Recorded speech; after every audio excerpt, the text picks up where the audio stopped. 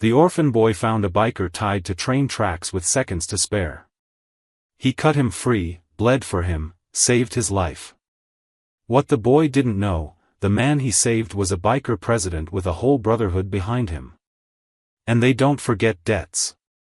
The pre-dawn air tasted like rust and diesel fuel. Arden Walsh moved through the abandoned rail yard like a shadow, his worn sneakers crunching on gravel that hadn't seen a train worker in 3 years. At 11 years old, he'd learned that the best scrap metal appeared just after midnight deliveries to the old industrial warehouses: copper wire, aluminum siding, anything he could fit in his backpack and sell to Old Man Chen for $5 a pound. The money bought things the orphanage couldn't provide. Deodorant that didn't smell like industrial cleaner. Sneakers without holes. Sometimes, if he saved enough, a burger from the food truck on 5th Street that didn't ask questions about why a kid was out alone. The fog rolled thick between the rails, turning the street lamps into fuzzy orange ghosts. Arden liked it this way. Invisible. Forgotten. The story of his life. He was checking behind a rusted cargo container when he heard it. A sound that didn't belong. Muffled. Desperate. Human. Arden froze, his hand still gripping the backpack strap. Every instinct screamed at him to run. Nothing good happened in rail yards at 5:47 a.m. He'd seen enough crime shows at the orphanage to know that curious kids ended up on missing person posters. But the sound came again, frantic, like someone drowning on dry land. His feet moved before his brain caught up. He followed the noise past mile marker 102, where the tracks curved toward the old freight route. The fog parted just enough to show him something that made his heart stop. A man. Massive, probably 6'3", built like he wrestled bears for fun. He was zip-tied to the railroad tracks, wrists bound to one rail, ankles to the other, gray duct tape wrapped around his head covering his mouth. His leather vest bore patches Arden couldn't read in the dim light, but he could see the man's eyes. Wild. Furious. Terrified. The man's gaze locked onto Arden, and the muffled screaming intensified. Then Arden heard something else. A train whistle. Distant but clear. Maybe 2 miles out.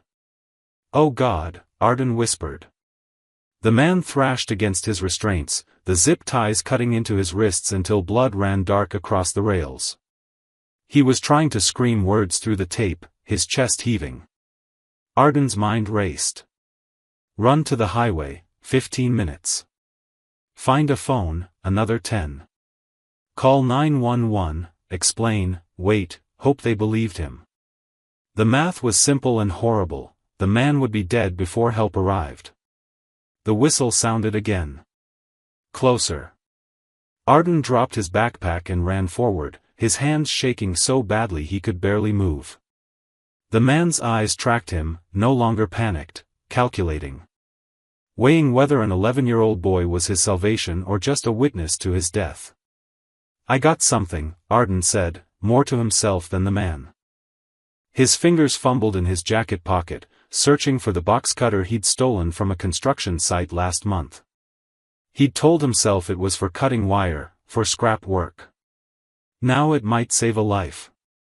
The blade clicked out, small, rusty, barely sharp enough for cardboard. The zip ties were industrial grade, thick as his pinky finger. "This is gonna take a minute," Arden said, kneeling beside the man's right wrist. "Don't move." The man went still, his breathing harsh through his nose. Arden saw it at the first zip tie, the blade skipping and sliding. His palms were already sweating despite the cold. The plastic was tougher than any wire he'd ever cut, and the train whistle screamed again, close enough now that he could hear the rumble of the engine. Come on," he muttered, putting his whole weight behind the blade. The tie snapped.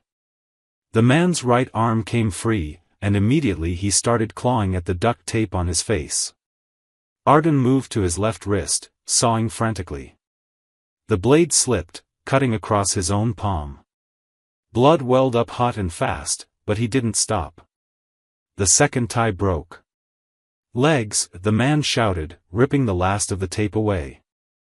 His voice was gravel and smoke. Kid, the legs. Arden scrambled to the ankle restraints. His hands were slick with blood now, his blood, and the blade kept slipping.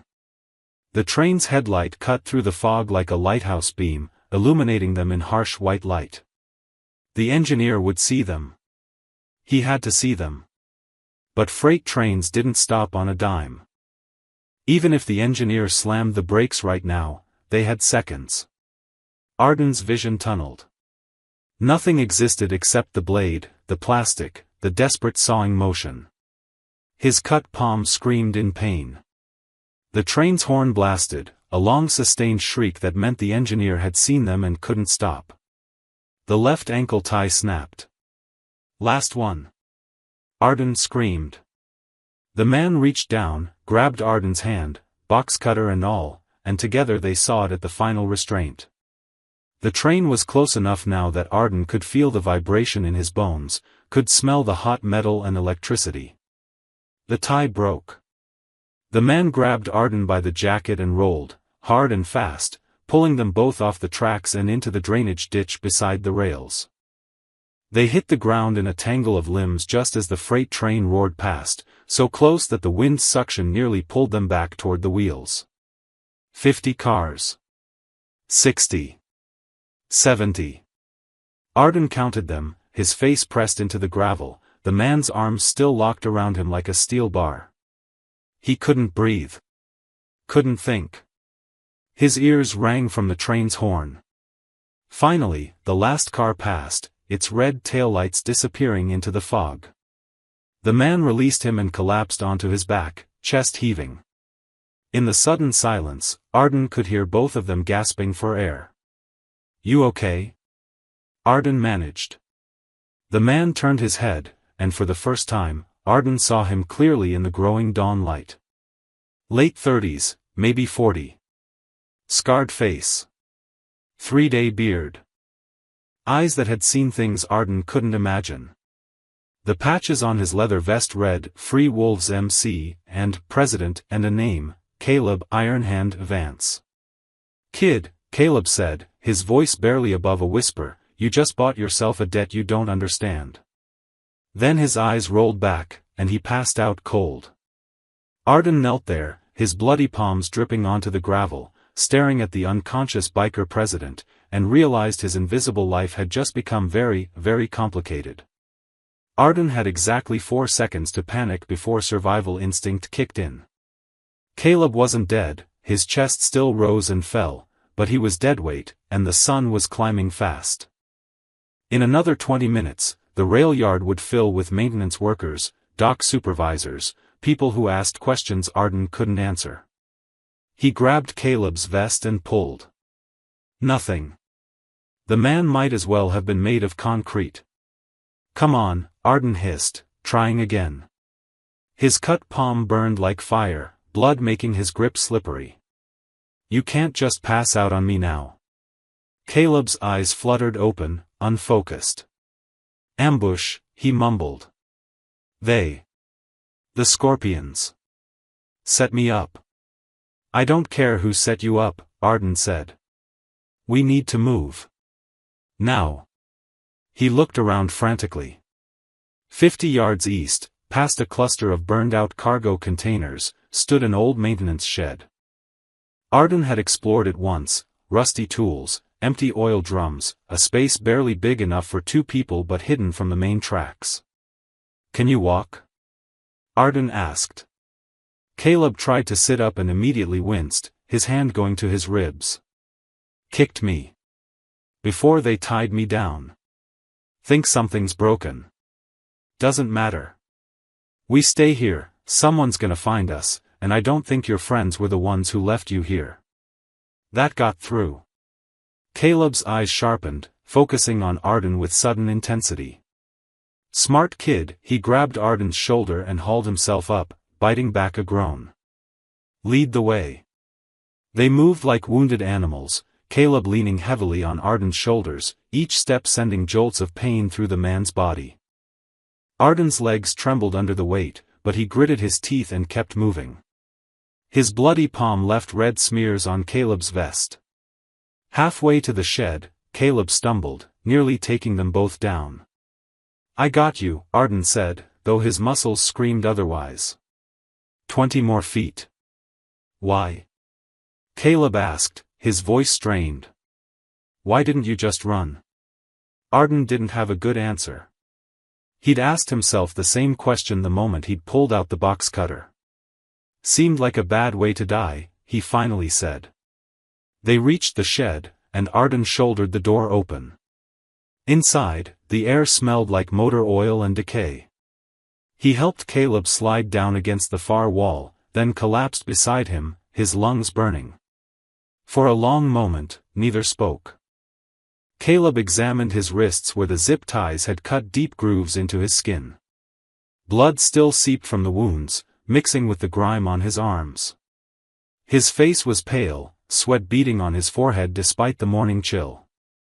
"You're bleeding," Caleb said, nodding at Arden's hands. "So are you." "I've had worse." Caleb pulled off his vest despite the obvious pain it caused him, then stripped off his black t-shirt underneath. He tore the shirt into strips with surprising strength for someone who'd nearly been killed. "Give me your hand." Arden hesitated, then held out his cut palm. Caleb wrapped it with surprising gentleness, his calloused fingers working the makeshift bandage tight. "That'll hold until you can get it cleaned proper. Might need stitches. Can't go to a hospital. They'll call social services." Caleb's eyes narrowed. "Orphanage? How'd you know?" "Seen that look before. Kids who've learned to be invisible." He finished tying off the bandage, then started wrapping his own wrists. "What's your name?" "Arden Walsh." "Well, Arden Walsh, you just interfered in something you don't understand. The men who tied me to those tracks, the Scorpions, they didn't want me dead. They wanted it to look like the Iron Saints killed me. Start a war between the clubs, let them tear each other apart while the Scorpions take over the territory." Arden's stomach dropped. "But I saved you, so the plan didn't work." "The plan didn't work," Caleb agreed, "which means the Scorpions have a problem. They can't let word get out that they tried to stage my death. Makes them look weak. Desperate. So what happens now?" Caleb pulled his vest back on, wincing as the leather settled over his injured ribs. He reached into an inner pocket and pulled out a phone, screen cracked but still functional. "Now I call my people. But first, you need to understand something." He looked directly at Arden, his expression grave.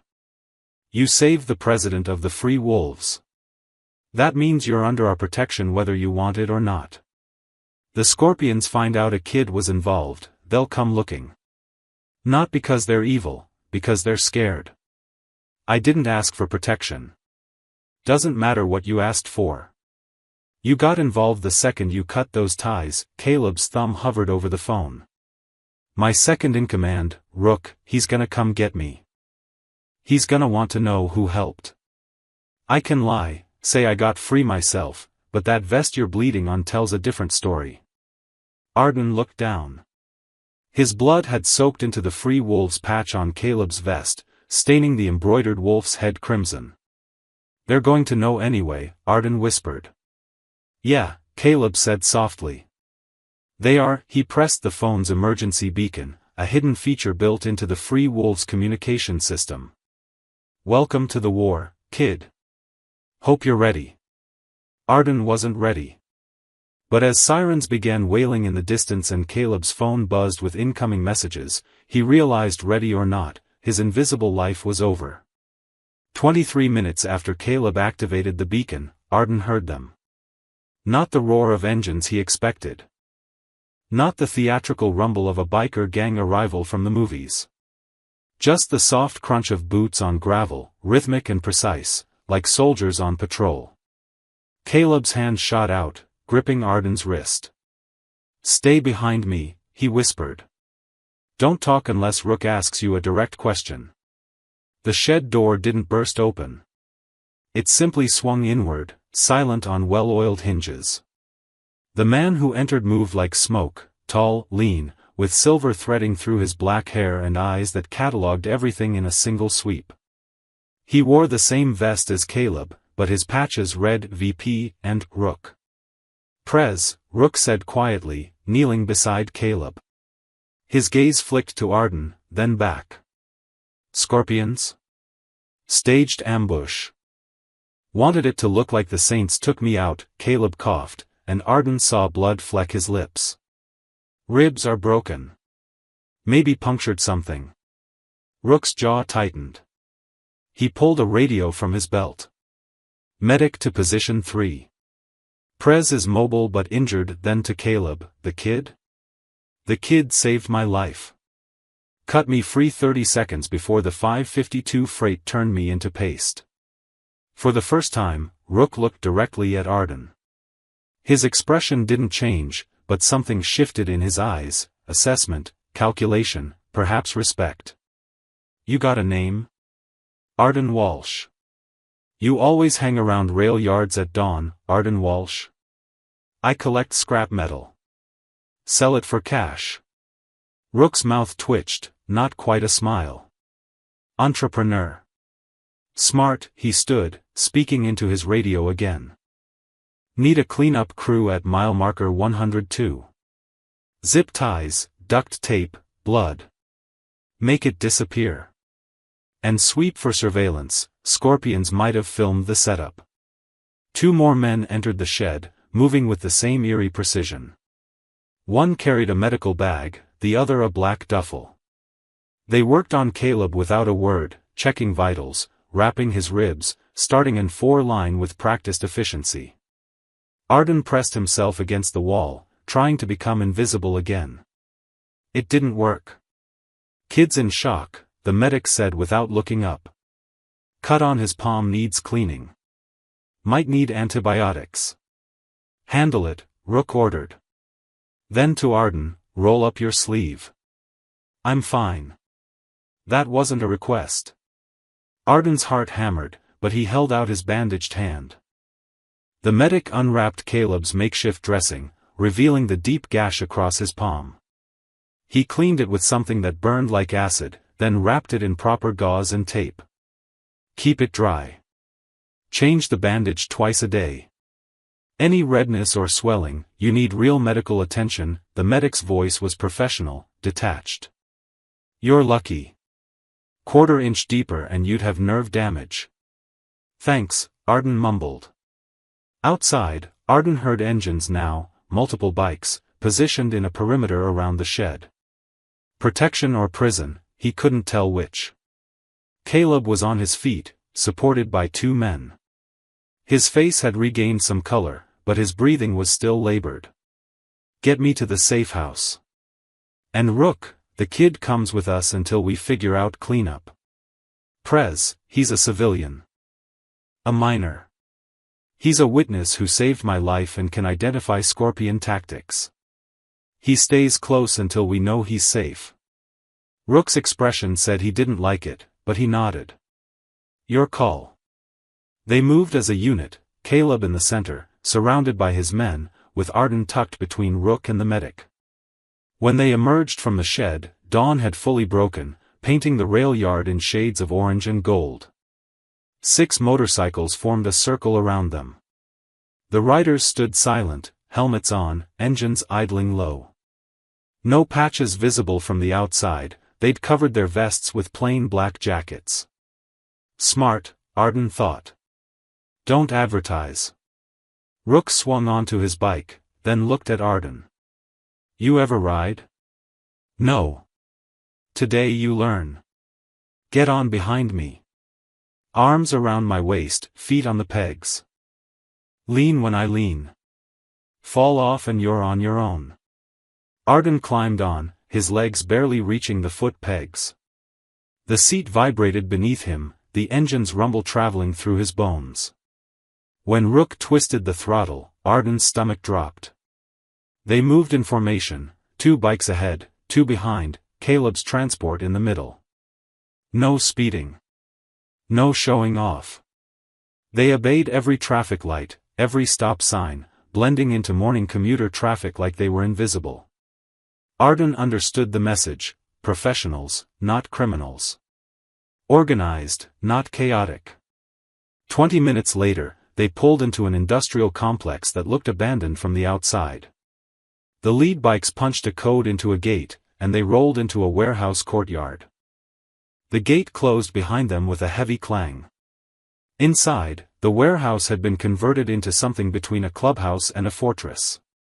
Security cameras. Reinforced doors. Men and women moving with purpose. Caleb was immediately taken to a back room.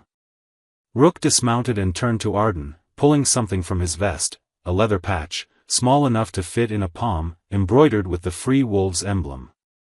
"You don't wear this," Rook said, pressing it into Arden's good hand. "You keep it hidden. But if you ever need help, real help, you show this to any wolf you find. Anywhere in the country. They'll know you're owed a debt." Arden stared at the patch. I didn't want him to die. Most people would have run. You didn't. That means something." Rook's expression softened slightly. "We're gonna take you back to wherever you came from. But kid, watch your back. The Scorpions are sloppy, but they're not stupid. If they find out about you." He didn't finish the sentence. He didn't need to. Arden made it back to St. Teresa's orphanage by 8:47 a.m., slipping through the kitchen entrance while the staff served breakfast. His hands were still shaking. Rook had dropped him 3 blocks away, watching from a distance until Arden reached the building.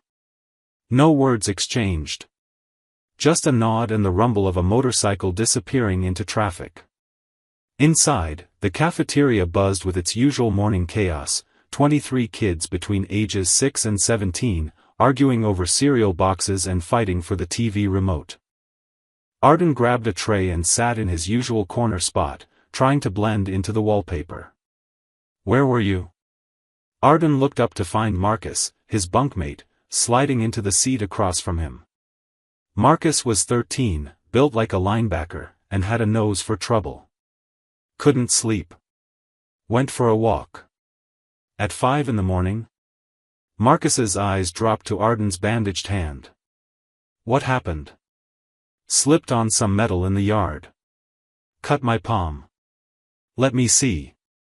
"It's fine." "Arden." "I said it's fine." Arden's voice came out sharper than intended.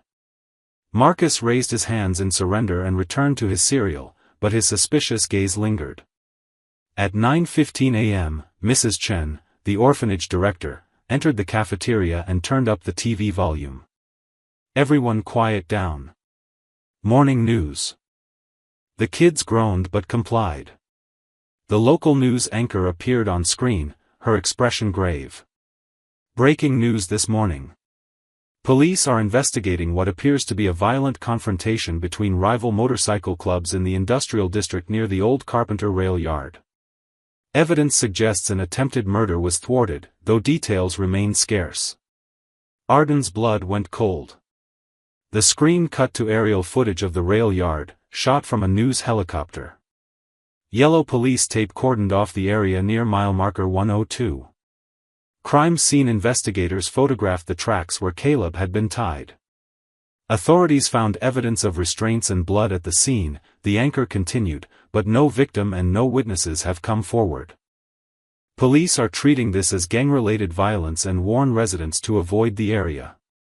Mrs. Chen shook her head, her face twisted in disgust. "Bikers. Nothing but criminals and thugs. Thank God none of you children were near that area." Several kids nodded in agreement. Arden kept his expression neutral, but his mind raced. The news showed everything: the tracks, the blood, even close-ups of the cut zip ties. If the Scorpions were watching the news, they'd know their plan had failed. They'd know someone had interfered. Police believe this may be connected to ongoing territorial disputes between the Iron Saints MC and an unknown rival organization, the anchor said. Anyone with information is urged to contact. Mrs. Chen switched off the TV. "Enough of that. You all have chores before school. The cafeteria emptied in the usual stampede of kids trying to avoid dish duty. Arden remained seated, staring at his bandaged hand. The Free Wolves patch burned in his pocket like a hot coal. 3 blocks away, in a converted warehouse, Caleb watched the same broadcast on a laptop. "They're spinning it," Rook said, standing behind him. "Making it look like the Saints were involved, just like the Scorpions wanted. Except you're not dead, so the story doesn't work." Caleb's ribs were wrapped tight, and morphine dulled the worst of the pain, but his mind was sharp. The Scorpions are scrambling. They'll realize the news coverage is a problem, too much attention, too many questions. So they'll go quiet. Wait for it to blow over. Or they'll tie up loose ends. Caleb's jaw clenched. The kid. They'll want to know who cut me free. We swept the scene. No cameras, no witnesses. The cops found evidence, but nothing that points to Arden. Doesn't matter. The Scorpions know I should be dead. They'll start asking questions, putting pressure on informants, watching our movements. Caleb closed the laptop. How many wolves know about the boy? Just the extraction team. 6 men. All solid. Keep it that way. Radio silence on the kid's identity. If anyone asks, I got free myself, pure luck. Train was slow enough for me to break the ties. Rook crossed his arms. You want to lie to the club? I want to protect a kid who saved my life from becoming collateral damage in a war he doesn't understand. Caleb stood slowly, wincing. But we owe him. The wolves pay their debts, Rook. Always. What are you thinking? I'm thinking we make a donation to St. Teresa's orphanage. Anonymous. Generous. Enough that they upgrade security, fix that broken fence, maybe hire another staff member. Prez, we show up at an orphanage, we might as well paint a target on the kid's back. We do it quiet. Professional.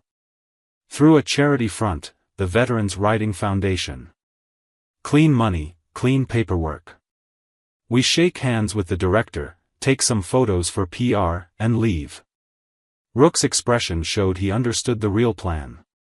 And if any Scorpions are watching? They'll see exactly what we want them to see, community outreach, nothing more. The kid will be one face among 23. Invisible. And if they're smarter than we think? Caleb met his second-in-command's gaze. Then we make sure they regret it. That afternoon, Arden sat in his shared bedroom, turning the leather patch over in his hands. Through the window, he could see the orphanage's chain-link fence, rusted and full of gaps. Easy to climb. Easy for anyone to get through. He thought about Caleb's words, "Welcome to the war, kid." Arden had spent his whole life trying to be invisible, trying not to matter to anyone. Now, somehow, he mattered to dangerous men on both sides of a conflict he didn't understand. His phone, a cheap prepaid model, buzzed with a text from an unknown number. Stay alert. Stay safe. The wolves remember. Arden deleted the message and hid the patch under his mattress. Outside his window, a black sedan rolled past the orphanage slowly, its tinted windows reflecting nothing but sky. It circled the block twice before disappearing. 2 days passed in tense silence. Arden jumped at every sound, car doors slamming, footsteps in hallways, the creak of his bedroom door at night. He barely slept. When he did, he dreamed of train whistles and men tied to tracks, of zip ties cutting into flesh and blood on metal rails. Marcus noticed. You've been acting weird since that morning you went for a walk. I'm fine. You're not fine. You look like you haven't slept in a week. Arden wanted to tell someone, anyone, but the words stuck in his throat. How could he explain what had happened without sounding insane? Without putting everyone at St. Teresa's in danger? On the third morning, everything changed. Mrs. Chen called an emergency assembly in the common room at 10 a.m., her face flushed with excitement. "Children, we have very special visitors today. The Veterans Riding Foundation has chosen St. Teresa's as a recipient of their community outreach program." Several kids perked up at the word visitors. Entertainment was rare at the orphanage. "They'll be arriving shortly," Mrs. Chen continued, smoothing her dress nervously. "I expect everyone on their best behavior. These are good people doing charitable work, and we're grateful for their generosity." Arden's stomach twisted into knots. He knew, somehow, he just knew, who was coming. At 10:47 a.m., the rumble began. Not loud. Not aggressive. Just the steady, rhythmic sound of multiple motorcycles approaching in formation. The kids rushed to the windows, pressing their faces against the glass. "Bikers!" Marcus shouted. "Cool." Mrs. Chen's smile faltered slightly, but she held her composure. "Inside, everyone. Let's greet them properly at the door." Arden hung back as the other kids crowded into the entryway. Through the window, he watched 12 motorcycles roll up to the orphanage, pristine bikes, riders in matching leather vests now covered with Veterans Riding Foundation patches. No Free Wolves insignia visible. Nothing threatening. Professional. Clean. Deliberate. The riders dismounted in unison, removing their helmets. Arden recognized Rook immediately, his silver-streaked hair catching the sunlight. And behind him, moving carefully but upright, was Caleb. His face was still pale, his movements stiff, but he looked nothing like the broken man Arden had dragged into a maintenance shed. A woman stepped forward, late 40s, confident, wearing a leather jacket with "Director" embroidered on the pocket. She shook hands with Mrs. Chen, her smile warm and genuine. "Thank you so much for having us. I'm Patricia Vance, Director of the Veterans Riding Foundation.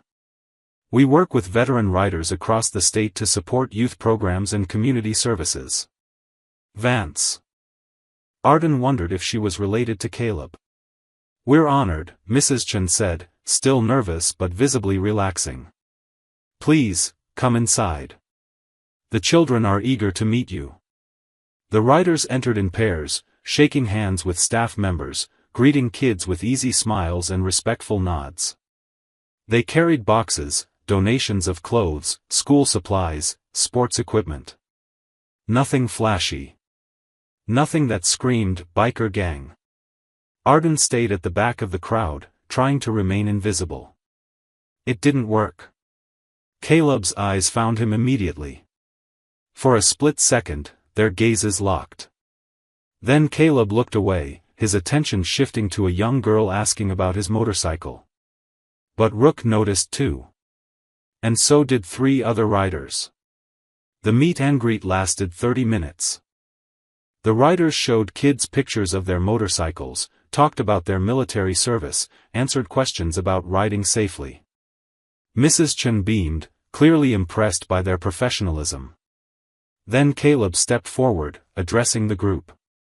"We believe every kid deserves a safe place to grow up. St. Teresa's does important work, and we're proud to support you." He handed Mrs. Chen an oversized check, $15,000 for facility improvements. The kids applauded.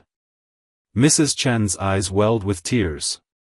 This is incredibly generous. Thank you." As the riders began to leave, they filed past the children one last time, offering handshakes and high fives. When Rook reached Arden, he extended his fist for a bump. Arden raised his hand automatically. Rook's fist tapped his, and in that brief moment, Rook's other hand moved, subtle, invisible to everyone else, and tapped his chest over his heart. Once. Twice. A signal. Then the next rider did the same. Fist bump. Double tap to the heart. Then another. And another. 6 riders in total, each offering the same gesture.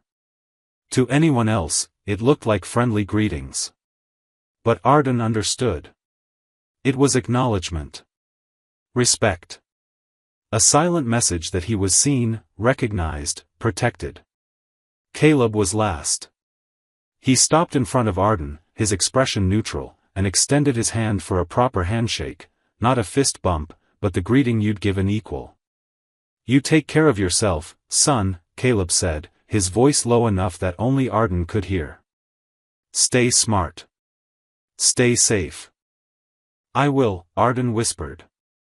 Caleb's hand gripped his firmly, and Arden felt something pressed into his palm, a business card.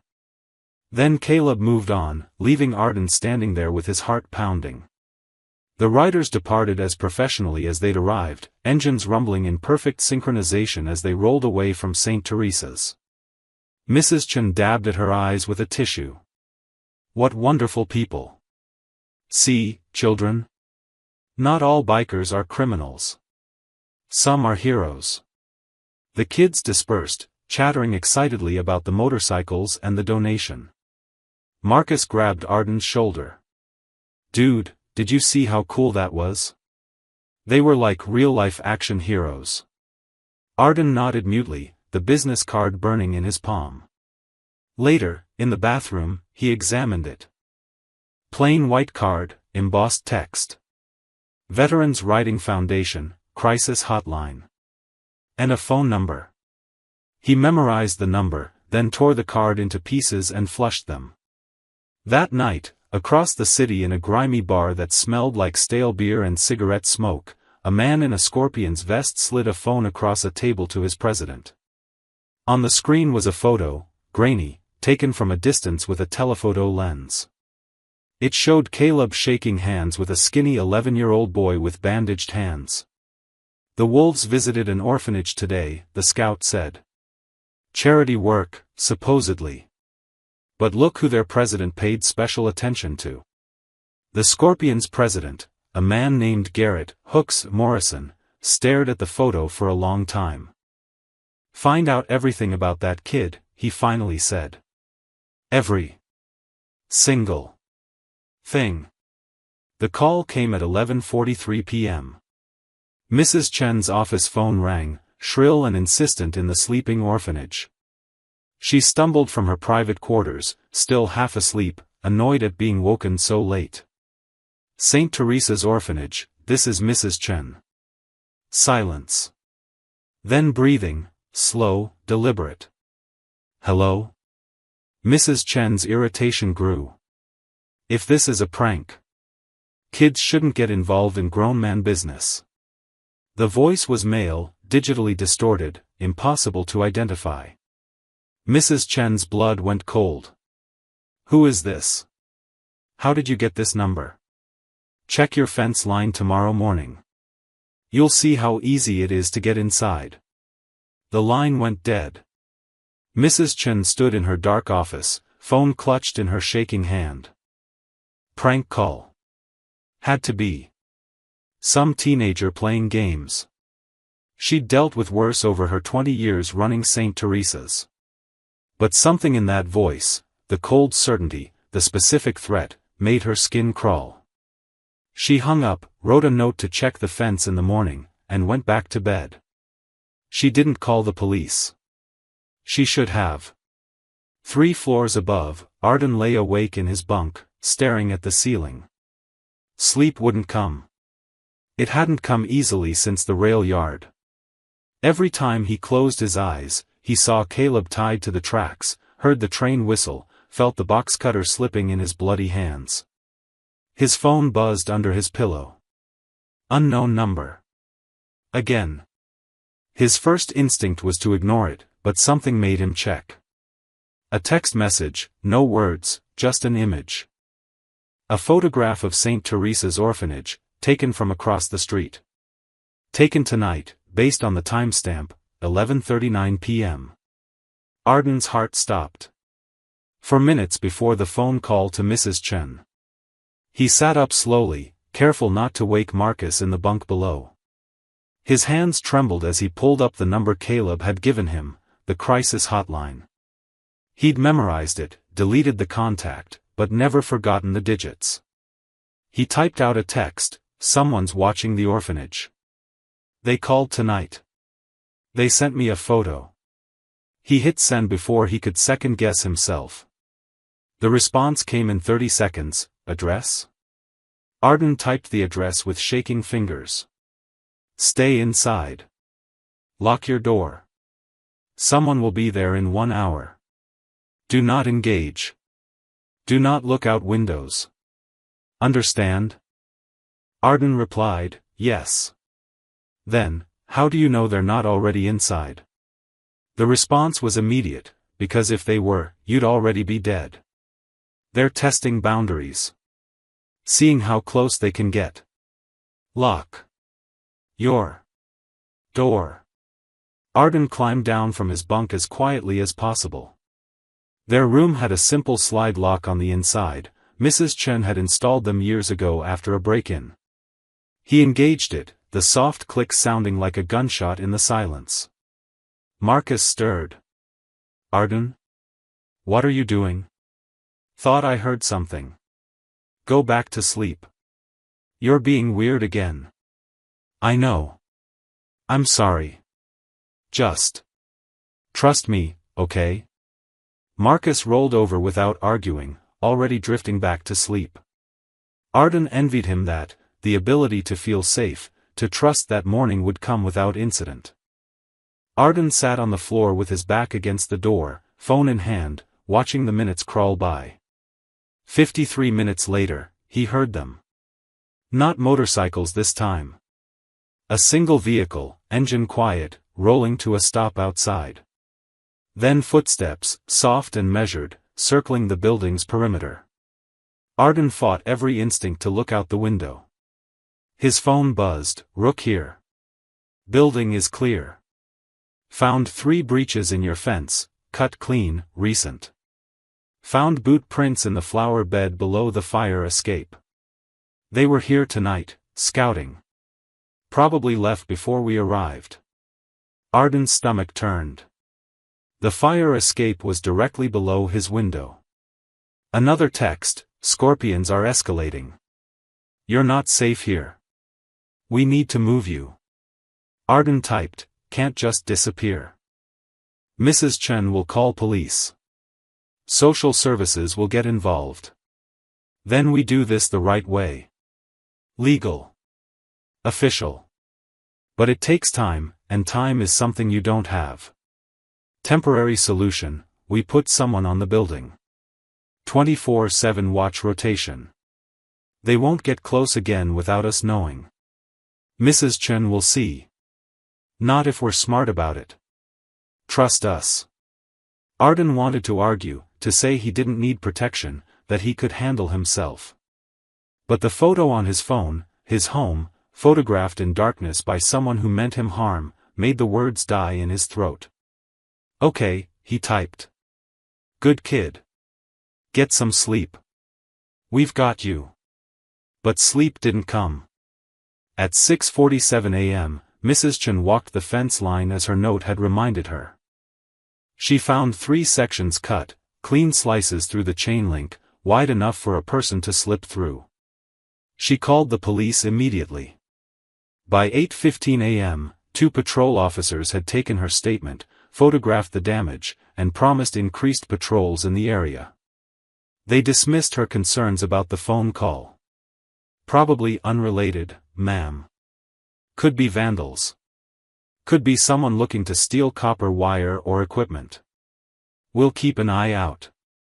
They left, and Mrs. Chen felt utterly alone. She gathered the children for breakfast, counting heads twice to make sure everyone was accounted for. Her eyes lingered on Arden, quiet, withdrawn, dark circles under his eyes. Arden, are you feeling all right? Just tired, Mrs. Chen. Maybe you should see the nurse. I'm fine. Really? But he wasn't fine.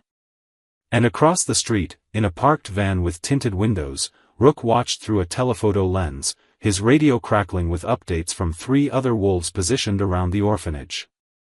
All clear on the north side. East side clear. South side clear. Wait, got a black sedan, 2 occupants, circling the block. Same car from 2 days ago. Rook's jaw clenched. Follow them. Don't engage. I want plates, faces, everything. Copy that. The war had come to an orphanage. And Arden Walsh, 11 years old and terrified, sat in a cafeteria eating cold cereal, wondering if he'd made a terrible mistake saving a man's life. The decision came from Mrs. Chen at 2:34 p.m., though she didn't know she was playing directly into the wolves' plan. Arden, pack your things. You're being transferred to Hamilton House, the city shelter downtown. Just temporary, until we can repair the security issues here. Arden's blood ran cold. Why me? Why not all of us? Mrs. Chen's expression softened with something that looked like guilt. The caseworker flagged you specifically. You've been displaying signs of stress. They think a change of environment might help. And honestly, with the break-in, I think they're right. Hamilton House has better security, guards, cameras, the whole system.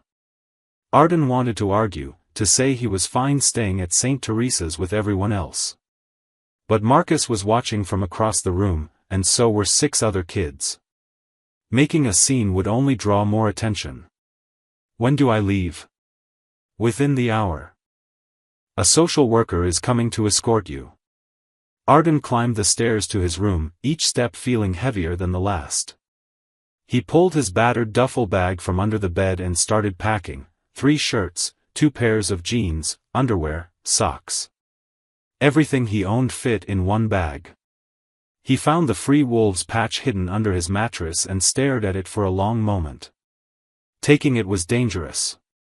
Leaving it was worse. He tucked it into the bottom of his bag, wrapped in a spare shirt. Marcus appeared in the doorway. You're really leaving? Not my choice. Because of the fence thing? I guess.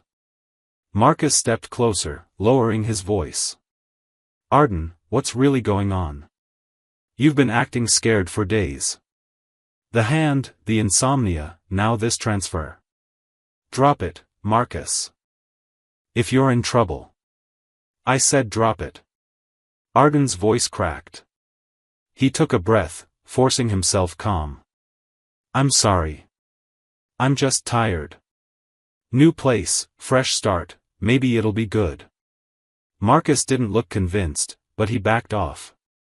Take care of yourself, man. You too. The social worker arrived at 3:17 p.m., a tired-looking woman named Ms. Reeves who barely made eye contact. She loaded Arden into a white sedan, checked her clipboard, and drove toward downtown without conversation. Arden watched the streets roll by, memorizing the route. Hamilton House was in the warehouse district, 20 minutes from St. Teresa's, surrounded by industrial buildings and shipping yards. Safer, Mrs. Chen had said. Arden wasn't convinced. They arrived at 3:52 p.m. Hamilton House was a converted warehouse, 3 stories, chain-link fence, security cameras at every corner. Ms. Reeves buzzed them through the gate, signed paperwork with the front desk attendant, and left without saying goodbye. A counselor named Mr. Park showed Arden to his room, 4th floor, shared with 2 other boys his age. The space was clean but sterile, 3 beds, 3 lockers, 1 window with bars. Dinner's at 6, Mr. Park said. Lights out at 9. Rules are posted on the wall. Questions? No, sir. Good. Try to settle in. Arden unpacked his bag, checking that the patch was still hidden. His new roommates arrived an hour later, twins named Devin and Derek who barely acknowledged him before plugging in headphones and ignoring the world. Fine by Arden. He didn't want friends. He wanted invisibility. At 6:15 p.m., his phone buzzed. New location confirmed. We're repositioning. Harder to watch you here, more cameras, more official oversight. Stay alert. Arden replied, understood. Then, why did they move me? Really? The response took longer this time. Scorpions probably pressured the system. Anonymous tip, maybe. Claims of safety concerns at St. Teresa's. Forces a transfer, gets you isolated. Easier to reach you away from familiar territory. Arden's hands shook. So I'm bait. You're protected. We won't let them touch you. But we need you to be smart. Follow the rules. Don't wander. Don't trust anyone we haven't cleared. At 8:47 p.m., Rook sat across from Caleb in the Free Wolves safe house, a detailed map of downtown spread between them. Hamilton House is a fortress compared to St. Teresa's, Rook said, marking positions with a red pen. Cameras, guards, checkpoints. We can't maintain close surveillance without being spotted. Then we go indirect. Who works there? 3 guards on rotation, 2 counselors, 1 director. Running backgrounds now. Caleb leaned back, wincing as his ribs protested. They were healing, but slowly. The Scorpions forced this move. They're setting something up. Agreed. But what? They can't just grab a kid from a city shelter. Too many witnesses, too much heat. They don't need to grab him. They just need to scare him into running. Kid runs, gets lost, disappears into the system, or worse, Caleb's jaw clenched. We need to accelerate the legal option. How long until we can petition for guardianship? Without a solid legal case? Weeks, maybe months. You've got priors, Prez. Assault charges from 10 years ago, even though they were dropped. Any judge is going to look at a biker club president requesting guardianship and laugh us out of court. Then we build the case. Character witnesses, community service records, clean financial statements. Show them the Veterans Foundation, the charity work, everything legitimate we've done. It's still a long shot. It's the only shot we've got. Caleb stood, pacing despite the pain. That kid saved my life. The Wolves owe him protection, and I won't let some coward gang use him as leverage in their territorial pissing contest. Rook's phone buzzed. He checked it, and his expression darkened. Prez. We've got a problem. He turned the phone around. On the screen was a grainy photo, taken from a distance, probably with a telephoto lens, showing Arden through the barred window of Hamilton House, unpacking his bag. The message below read, "Found him. Awaiting orders." Scorpions work fast, Rook muttered. Caleb grabbed his own phone, typing rapidly. Double the watch rotation. I want eyes on that building 24/7. And get our lawyer on the phone. We're filing emergency guardianship papers tomorrow morning. On what grounds? Credible threat to a minor's safety. We'll document everything, the rail yard, the fence cutting, the surveillance photos. Make it official. And if the judge denies it? Caleb met his second-in-command's gaze, his expression hard as steel. Then we go to war. Caleb's surgery had been scheduled for 6 a.m., 3 cracked ribs, 1 punctured lung, internal bleeding the medics had missed during the initial assessment. The Wolves' doctor, a former army surgeon named Hendricks who asked no questions and kept no records, worked for 4 hours in a makeshift operating room above a motorcycle repair shop. By 10:23 a.m., Caleb was awake. By 10:47 a.m., he was demanding updates on Arden. Prez, you need rest, Hendricks said, checking the surgical incisions. You nearly died 3 days ago, and I just put you back together. Moving around right now could tear these stitches. I don't care about the stitches. Where's Rook? Outside. But I'm not letting him in until... Caleb swung his legs off the examination table, ignoring the lance of pain through his chest. Either you let him in, or I walk out there myself. Hendricks sighed and opened the door. Rook entered, followed by a woman in a sharp business suit, late 30s, carrying a leather briefcase, her expression professionally neutral. Prez, this is Diane Foster. Best family law attorney in 3 states. Diane set her briefcase on the counter and pulled out a folder thick with documents. Mr. Vance, I've reviewed your case. I need to be direct with you, what you're asking for is legally complicated and personally inadvisable. Tell me why.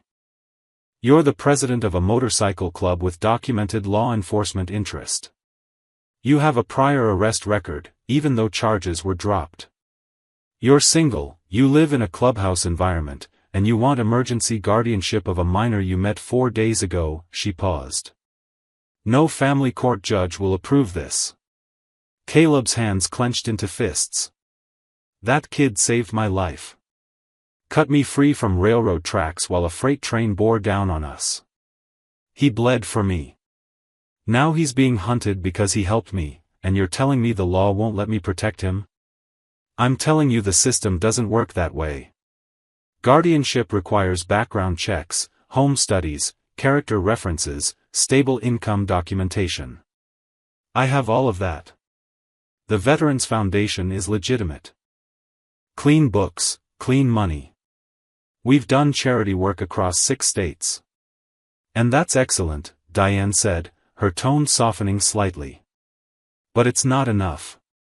The court will see motorcycle club president and make assumptions. Fair or not, that's reality. Rook stepped forward. What if we provide witnesses?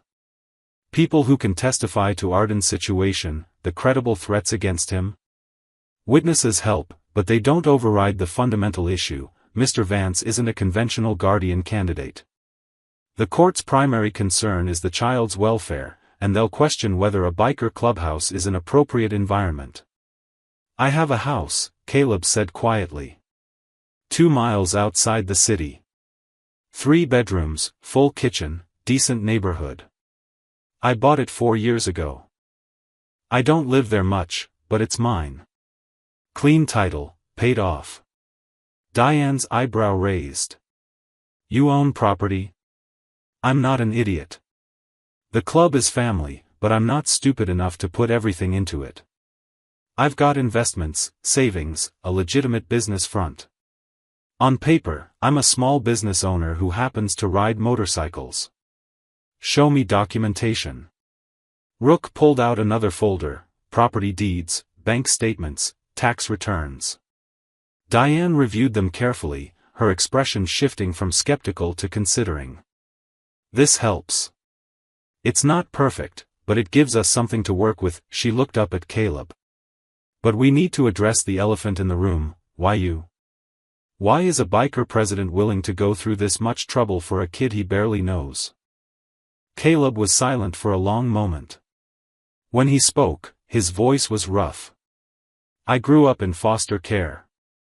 7 different homes before I aged out at 18. Nobody wanted the angry kid with the smart mouth and the bruises. I learned early that family isn't blood, it's who shows up when everything goes to hell. He met Diane's gaze. That kid didn't have to help me. He could have run, saved himself, let me die. But he didn't. He cut his own hands open trying to free me, dragged me to safety, kept me hidden from the people who wanted me dead. 11 years old and he showed more courage than most grown men I know. Caleb's voice hardened. Now those same people are hunting him because he interfered with their plans. They've cut fences, sent threats, forced him into a city shelter where he's isolated and vulnerable. If I don't protect him, who will? The system that's already failed him? The orphanage that couldn't keep him safe? Diane studied him for a long moment. You understand what you're asking for? This isn't temporary protection. Guardianship is a legal commitment. Years of responsibility. School meetings, medical decisions, everything that comes with raising a child. I understand. And if the court denies your petition? If they decide you're not fit? Caleb's jaw clenched. Then I'll appeal. And if that fails, I'll find another way. But I will not abandon that kid. Diane closed her brief folder and stood. All right. I'll file emergency guardianship papers this afternoon. We'll cite credible threats, document the violence, provide your financial stability records. But Mr. Vance, you need to understand the odds. Even with everything you've shown me, this is maybe a 30% chance of success. 30% is better than 0. There's one more complication, Diane continued. If the judge denies guardianship but recognizes the threats are real, they might place Arden in protective custody, relocate him to another city, another state. Put him somewhere the Scorpions can't reach him. Rook spoke up. That means we lose track of him. Can't protect him if we don't know where he is. Exactly, Diane said. So you need to decide, are you doing this to protect him, or to keep him close? Caleb didn't hesitate. To protect him. Whatever keeps him safest, that's what matters. Even if it means I never see him again. Diane nodded slowly. That's the right answer. I'll do everything I can, Mr. Vance. But prepare yourself for disappointment. After she left, Rook turned to Caleb. You really ready for this? Raising a kid? Caleb looked at his bandaged hands, mirror images of Arden's wounds. That kid saved my life with hands that looked like this. The least I can do is try to save his. And if the Scorpions move before the court does? Caleb's expression turned cold. Then they'll learn why people call me Iron Hand. The explosion happened at 2:17 a.m. Arden was awake, he was always awake lately, staring at the ceiling and listening to Devon and Derek's synchronized snoring. His phone lay dark on the nightstand. No messages from the wolves. No threats from unknown numbers. Just silence, which somehow felt worse. Then the world turned orange and thunder. The blast originated from the mechanical room in the basement, a crude pipe bomb packed with nails and ball bearings, designed not for maximum casualties but for maximum chaos. The explosion tore through the first floor, triggering every fire alarm in the building. Arden rolled out of bed as smoke detectors screamed. Derek and Devon jolted awake, disoriented and panicking. Fire! Derek shouted. We gotta go. Arden grabbed his shoes, shoving his feet in without tying them. His duffel bag, he reached for it, but Devon was already at the door, yanking it open. Smoke poured in from the hallway, thick and black. Leave everything. Mr. Park's voice echoed from somewhere in the chaos. Everyone to the fire exits. Now. Kids poured into the hallway, 23 of them, ages 6 to 16, coughing and stumbling. The younger ones were crying, frozen with fear. The counselors tried to maintain order, but panic spread like the smoke. Arden saw a girl, maybe 7 years old, crouched against the wall, hands over her ears, screaming. Come on. Arden grabbed her hand. We have to move. I'm scared. Me too. But we go together, okay? He pulled her toward the emergency exit, but the main stairwell was already engulfed in smoke. Mr. Park redirected them. Secondary exit. East side. The group surged toward the east stairwell, a bottleneck of bodies and fear. Arden kept hold of the little girl's hand, making sure she didn't get trampled. Behind him, he heard Mr. Park doing head counts, his voice cracking with stress. They reached the ground floor. The lobby was chaos, fire, smoke, shattered glass. The security guard was frantically unlocking the front gates, his hands shaking so badly he dropped the keys twice. Outside. Everyone outside. The kids spilled into the parking lot, coughing and crying. Arden made sure the little girl reached a counselor before turning back to look at the building. Flames licked from the basement windows. But the upper floors, where they'd been sleeping, were mostly intact. Smoke damage, probably, but structurally sound. This wasn't an accident. This was a message. Is everyone out? Mr. Park was shouting. Sound off by floor. The counselors did a rapid head count. 23 kids, 3 counselors, 1 guard. Everyone accounted for. Wait, one counselor said. The Wilson twins, 4th floor. Where are they? Arden's blood went cold. Devon and Derek. They were right behind me. I saw them go toward the south exit, another kid said. They said it was faster. Mr. Park's face went pale. The south exit's blocked. Renovation last week, we locked it off. He didn't finish. He was already running back toward the building. Arden didn't think. His body moved on instinct, following Mr. Park through the smoke-filled entrance. Behind him, he heard counselors shouting, but he couldn't stop. 4th floor. South corridor. The smoke was thicker here, burning his lungs. He pulled his shirt over his nose and pushed forward. Devon. Derek. Here. Devon's voice, weak, from behind a locked door. We can't get out. The door's jammed. Arden found them, both twins pounding on the emergency exit door, which had been chained shut from the outside. Security violation. Someone's bureaucratic mistake that was now a death sentence. Mr. Park caught up, wheezing. Back. Get back. He threw his shoulder against the door. Once. Twice. The chain held. Fire extinguisher, Arden said, spotting one mounted on the wall. He yanked it free and handed it to Mr. Park, who used it like a battering ram. The chain snapped. The door flew open, and fresh air rushed in. The 4 of them stumbled onto the fire escape, gasping and coughing. Sirens wailed in the distance, fire trucks, police, ambulances responding to the emergency call. They descended the metal stairs, feet clanging on steel. When they reached the ground, EMTs rushed forward with oxygen masks and blankets.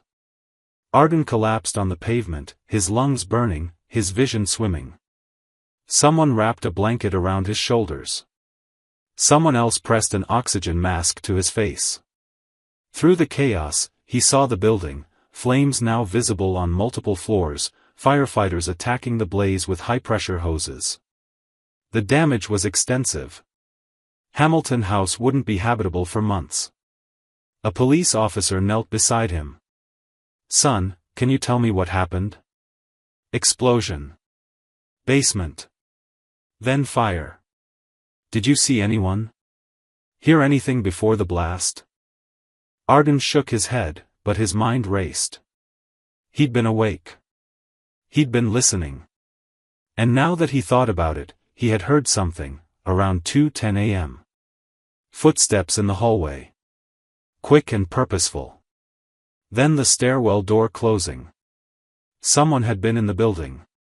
I want to review the security footage, the officer was saying into his radio. Every camera, every angle. 6 blocks away, in a parked van, Rook watched through binoculars as emergency vehicles surrounded Hamilton House. His radio crackled.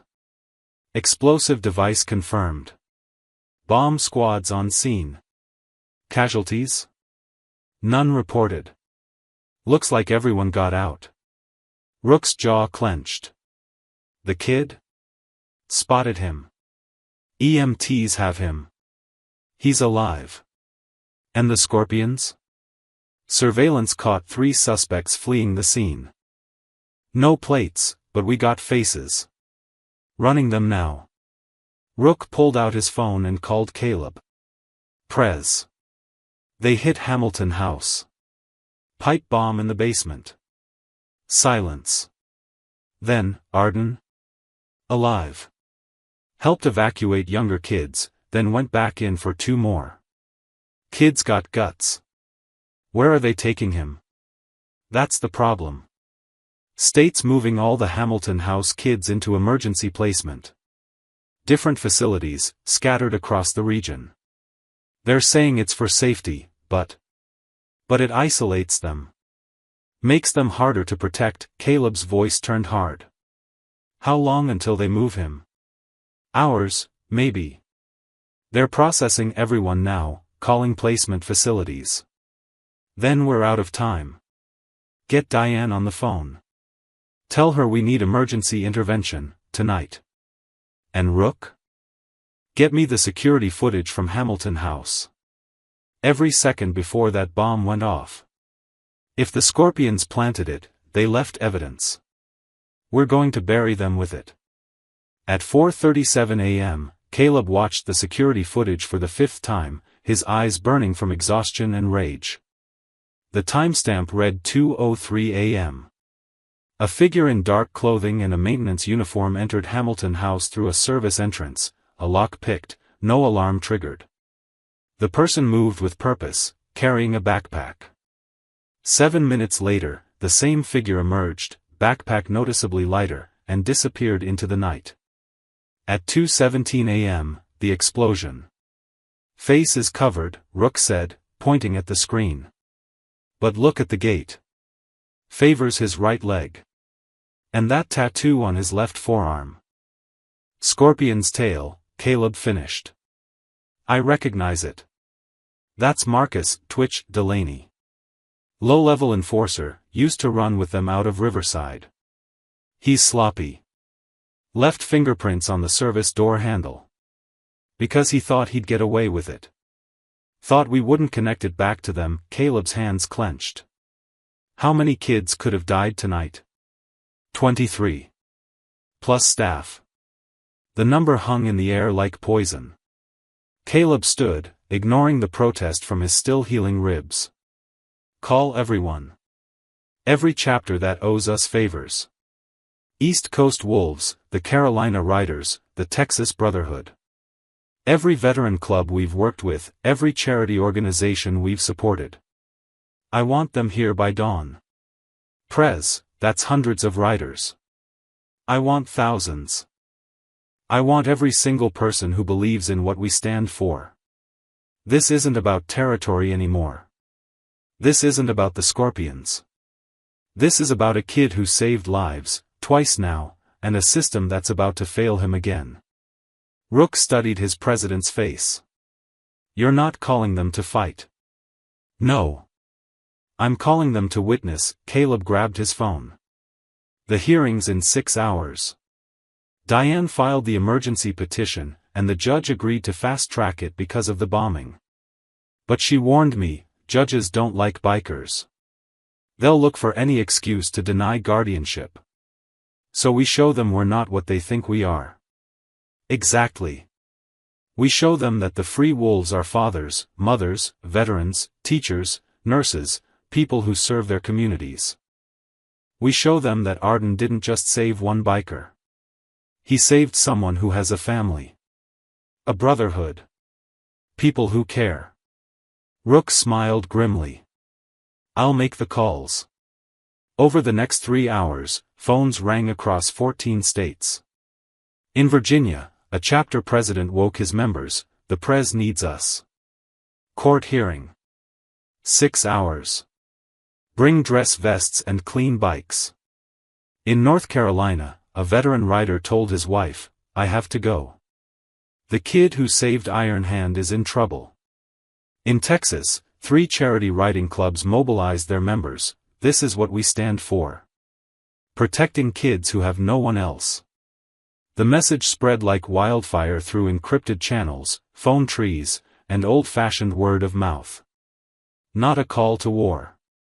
A call to stand witness. By 7 a.m., the first riders arrived at the Free Wolves Clubhouse.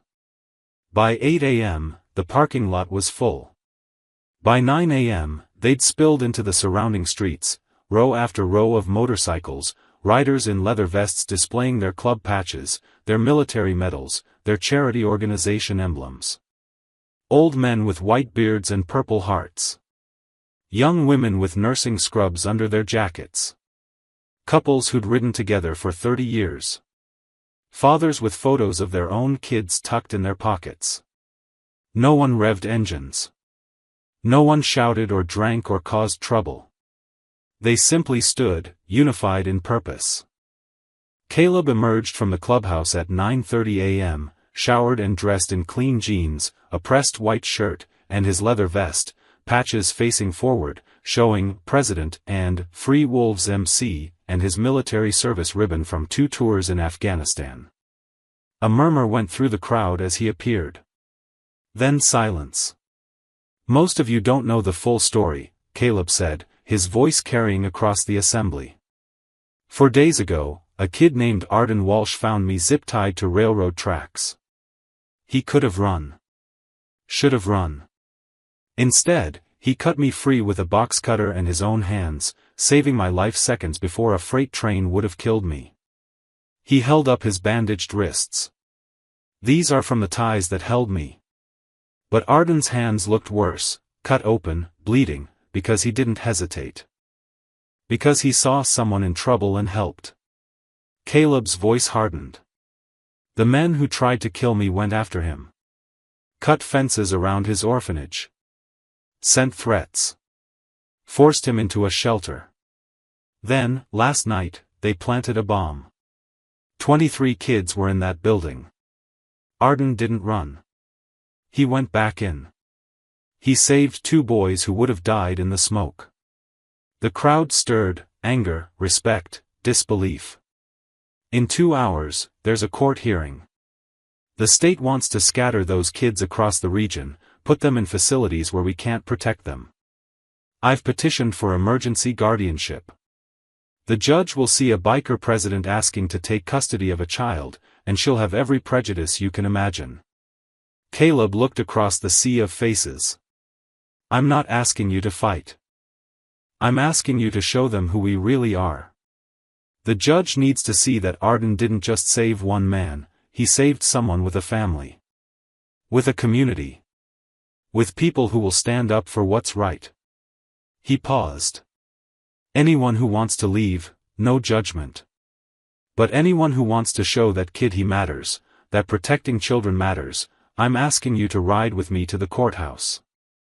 Silent. Respectful. "Let them see us." For a moment, no one moved. Then a veteran in the front, gray-haired, missing his left arm below the elbow, raised his right fist. "For the kid." Another rider echoed, "For the kid." Then another. And another. Until 600 voices spoke as one, "For the kid." Caleb nodded, his throat tight. "Then let's ride." The engines started together, a rolling thunder that shook windows and rattled the ground. They rolled out in formation, following Caleb toward the courthouse, a river of steel and leather and purpose. Toward a boy who'd saved one of their own. Toward a system that was about to see exactly what brotherhood meant. Arden arrived at the courthouse at 10:47 a.m. in a white state van, flanked by 2 social workers and a family services attorney he'd never met. Ms. Reeves sat beside him, her expression professionally neutral. "The judge will ask you some questions, Arden. Answer honestly. Don't be afraid." But Arden was afraid. Terrified. His bandaged hands wouldn't stop shaking. Through the van window, he could see the courthouse, a gray stone building that looked like it had been built to intimidate. Police officers stood on the steps. News cameras clustered near the entrance, drawn by reports of the Hamilton House bombing. "Why are there so many reporters?" Arden asked. The explosion made headlines. "Children's shelter bombed, it's a big story." Ms. Reeves checked her tablet. "The hearing is closed to media, but they're hoping for statements afterward." The van pulled into the courthouse's back entrance, avoiding the press. Arden climbed out, his legs unsteady. A police officer escorted them through security and up to the 3rd floor where family court convened. The hallway was empty except for court staff and attorneys. Arden sat on a hard wooden bench, Ms. Reeves on one side, the state's attorney on the other. Nobody spoke to him. He was a case file, a problem to be solved, a kid whose opinion didn't matter. At 10:52 a.m., he heard it. Distant at first. A low rumble, like approaching thunder. The fluorescent lights flickered slightly. Court staff looked up, confused. The rumble grew louder. Closer. Then the building began to vibrate. "What is that?" someone asked. A bailiff rushed to the window and looked down at the street below. His eyes widened. "Oh my God!" Arden stood, drawn by something he couldn't name, and moved to the window. The street was filling with motorcycles. Not dozens. Hundreds. They rolled in from every direction, from the east, west, north, south, converging on the courthouse in perfect formation. The sound was overwhelming, a physical force that made the windows rattle and the floor vibrate beneath Arden's feet. Row after row after row. Chrome gleaming in the morning sun. Riders in leather vests, faces forward, engines rumbling in synchronized thunder. "Someone call courthouse security," the state's attorney said, his voice tight with alarm. "We've got a biker gang outside." "They're not doing anything illegal," the bailiff said, still staring. "They're just parking. All of them." Arden pressed his face to the glass, his heart pounding. He couldn't count them all. 300? 500? More kept arriving, filling every available space, lining both sides of the street for blocks. Then, in unison, the engines cut. The sudden silence was deafening. For a moment, nothing moved. Then, as if choreographed, the riders dismounted. They removed their helmets, revealing faces of every age, gender, and background. Men and women. Young and old. Black, white, Latino, Asian, a mosaic of humanity united by leather and purpose. They formed lines along the courthouse steps, shoulder to shoulder, creating a corridor. Not blocking anyone. Not threatening. Just standing. Then more movement. From the lead motorcycle, a figure emerged that Arden recognized immediately. Caleb. He moved slowly, his injured ribs still limiting him, but his presence commanded attention. Behind him walked Rook, and behind Rook, dozens more, a delegation walking toward the courthouse entrance. "They're coming inside," someone whispered. Ms. Reeves grabbed Arden's shoulder. "Get away from the window. Now." But Arden couldn't move. He watched as Caleb climbed the courthouse steps, the rows of silent riders standing at attention. No one shouted. No one revved engines. They simply stood, hands over hearts, in absolute silence. A tribute. A vigil. A statement. The state's attorney was on his phone, voice sharp. "I need security assessment. We have what looks like 600 bikers surrounding the courthouse. Yes, I know they're not doing anything illegal, but the optics." The courtroom doors opened. A clerk emerged. "Judge Hendricks is ready. All parties for the Walsh guardianship hearing."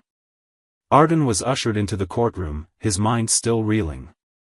The space was smaller than he'd imagined, wood paneling, harsh fluorescent lights, an American flag in the corner.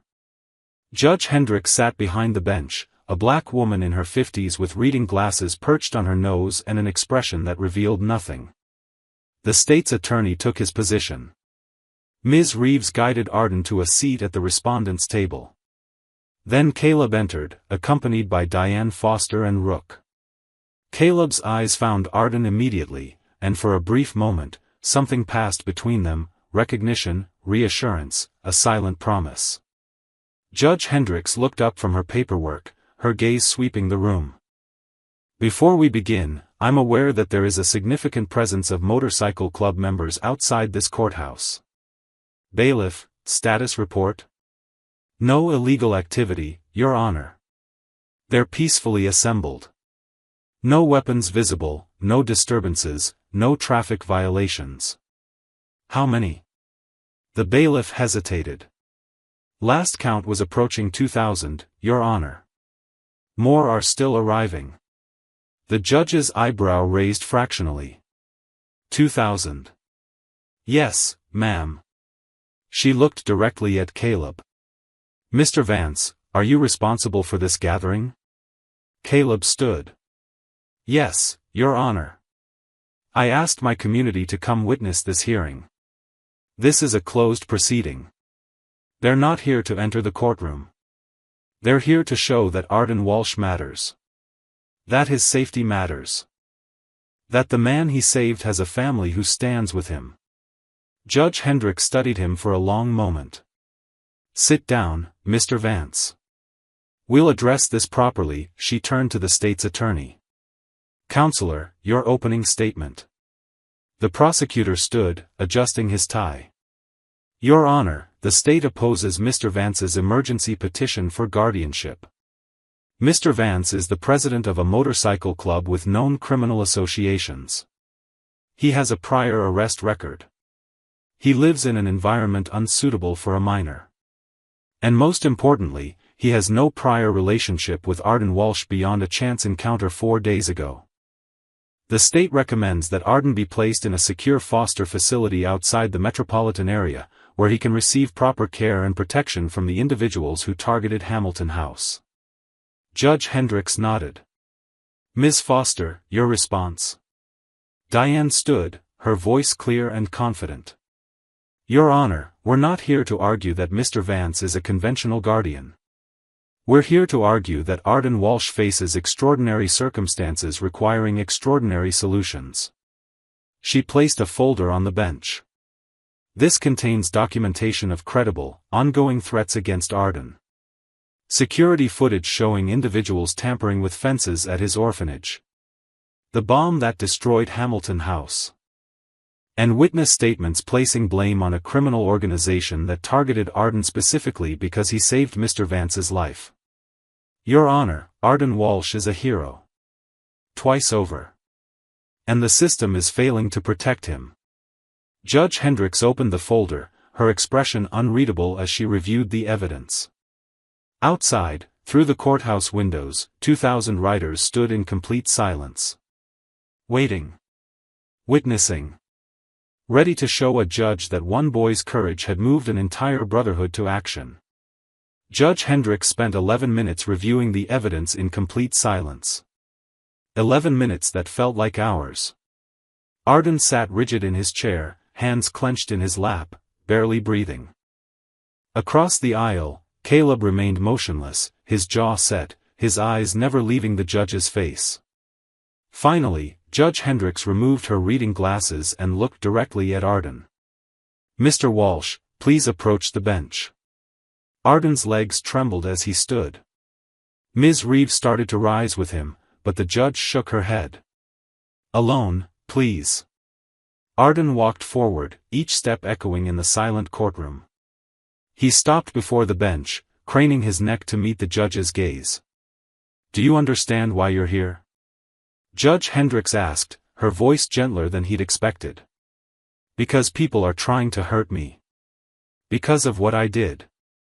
And what did you do? Arden swallowed hard. I saved someone's life. And then I did it again. At Hamilton House. Tell me about Hamilton House. There was an explosion. Fire. Everyone was scared. I helped a little girl get out, and then 2 boys were trapped because a door was chained. Mr. Park and I broke it open. You went back into a burning building. Yes, ma'am. Why? The question hung in the air. Arden thought about it, really thought about it. Because nobody was going to help them if I didn't. And I couldn't just leave them. Judge Hendricks studied him for a long moment. You have extraordinary courage for someone so young. I've read the witness statements. The security guard said you were the calmest person in that building. A counselor said you saved at least 3 lives. She paused. But courage doesn't solve the legal complexities of this case. Arden's heart sank. However, the judge continued, the law exists to protect children, not endanger them. And everything in this file tells me you are in danger. She looked past Arden to the state's attorney. Counselor, you recommend placing Arden in a facility outside the metro area. But can you guarantee his safety there? The prosecutor shifted uncomfortably. We would take every precaution. Can you guarantee it? No, Your Honor. But we believe distance and anonymity provide better protection than. Then what? Then a community that has mobilized 2,000 people to stand witness? Judge Hendricks gestured toward the windows. I've been a family court judge for 19 years. I have never seen anything like what's happening outside this courthouse. She turned to Diane. Ms. Foster, I've reviewed Mr. Vance's documentation. His property ownership, financial records, and community service history are impressive. But I need to hear from him directly. She looked at Caleb. Mr. Vance, approach. Caleb stood and walked forward, stopping beside Arden. Mr. Vance, you're asking me to place a traumatized 11-year-old boy in the custody of a motorcycle club president he met 4 days ago. Explain to me why I should even consider this. Caleb met her gaze steadily. Because I understand what he's going through, Your Honor. I grew up in foster care. 7 homes before I aged out. I know what it's like to be invisible, to feel like nobody cares if you live or die. His voice remained calm, measured. Arden saved my life when he had every reason to run. He didn't know me. Didn't owe me anything. But he stayed, and he bled, and he risked everything. Caleb glanced down at Arden. That kind of courage deserves to be protected. Honored. Not shuffled into a system that's already failed him once. And you think you can provide better? I think I can provide something the system can't, a family. A community. People who will stand between him and anyone who means him harm. Your Honor, those 2,000 people outside? They're not criminals. They're veterans, nurses, teachers, parents. They're people who believe that protecting children matters. Judge Hendricks was silent for a moment. Then she said, Mr. Walsh, do you know Mr. Vance wants to become your guardian? Yes, ma'am. How do you feel about that? Arden looked up at Caleb, this man he'd known for less than a week, who'd nearly died on railroad tracks, who'd sent an army of bikers to stand witness for him. I don't know him that well, Arden said honestly. But he came back. When he didn't have to. He could have just said thank you and left, but he didn't. And neither did any of them. He gestured toward the windows. I've been in the system my whole life, and nobody ever showed up for me like this. Judge Hendricks nodded slowly. Ms. Foster, if I grant this petition, what safeguards are in place? Diane stepped forward. Monthly home visits from family services. Regular check-ins with a court-appointed counselor. Mr. Vance has agreed to all oversight requirements. Additionally, the Free Wolves will cooperate fully with law enforcement regarding the bombing investigation. And the ongoing threat from this criminal organization? The state police have issued warrants for 3 members of the Scorpions MC in connection with the Hamilton House bombing. 2 have already been arrested. Evidence recovered from the scene, including the security footage, has been turned over to prosecutors. We believe the organization will collapse under the weight of multiple felony charges. Judge Hendricks leaned back in her chair. Outside, the rumble of engines could still be heard, not running, just the collective presence of 2,000 people bearing witness. This is highly irregular, the judge said finally. In fact, it's unprecedented in my courtroom. But so are the circumstances. She looked directly at Arden. The law gives me discretion in extraordinary humanitarian situations. And this, Mr. Walsh, certainly qualifies. Arden's heart hammered. I'm granting emergency guardianship to Caleb Vance, with strict oversight and review in 90 days. Mr. Vance, if you fail this child, if you expose him to danger, neglect your responsibilities, or prove unfit in any way, I will personally ensure you never have custody of a minor again. Am I clear? Caleb's voice was steady. Crystal clear, Your Honor. Then this hearing is concluded. Bailiff, prepare the orders. The gavel struck. For a moment, nobody moved. Then Diane smiled, Rook exhaled in relief, and the state's attorney gathered his papers with a resigned expression. Arden looked up at Caleb, his eyes burning. "I get to stay with you?" "Yeah, kid. You get to stay." Outside, someone must have gotten word, because the silence broke. Not with engine roars or celebration, but with a sustained round of applause, 2,000 pairs of hands clapping in unison, the sound rolling through the courthouse like thunder. Judge Hendricks shook her head, a slight smile touching her lips. "Mr. Vance, please ask your people to disperse peacefully." "Yes, Your Honor." 2 hours later, Caleb pulled his truck up to a modest 2-story house with blue siding and a small front yard. Arden stared at it from the passenger seat, his duffel bag on his lap. "This is it?" "This is home," Caleb said. 3 bedrooms, full kitchen, backyard. "It's not fancy, but it's yours now." They climbed out. Rook's motorcycle was already parked in the driveway. He'd arrived ahead of them to prepare things, whatever that meant. Inside, the house smelled like fresh paint and lemon cleaner. The furniture was simple but comfortable. Rook emerged from the kitchen with a grin. Stocked the fridge. Set up the guest room. "Well, your room now." Arden followed Caleb upstairs to a bedroom with plain white walls, a new bed with navy blue sheets, and a desk by the window. Simple. Clean. Nothing like the crowded bunks at St. Teresa's or Hamilton House.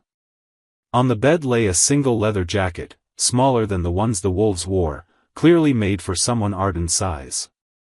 He walked over slowly, running his fingers across the soft leather. The back was embroidered with a small wolf pup emblem and 2 words. "Little Wolf." Arden's vision blurred. He picked up the jacket, holding it against his chest, and felt something break open inside him, something that had been locked away for years. Caleb stood in the doorway, his expression soft. "You're packed now, Arden. That means family. That means you don't face anything alone ever again." Arden turned, the jacket still clutched in his hands. "I don't know how to do this. How to be someone's kid. I don't know how to be someone's dad. So I guess we figure it out together." Caleb stepped into the room.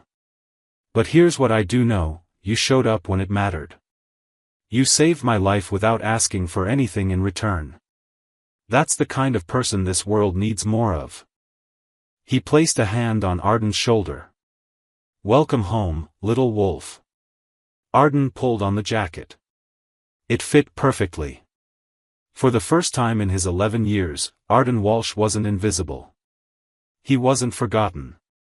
He was home.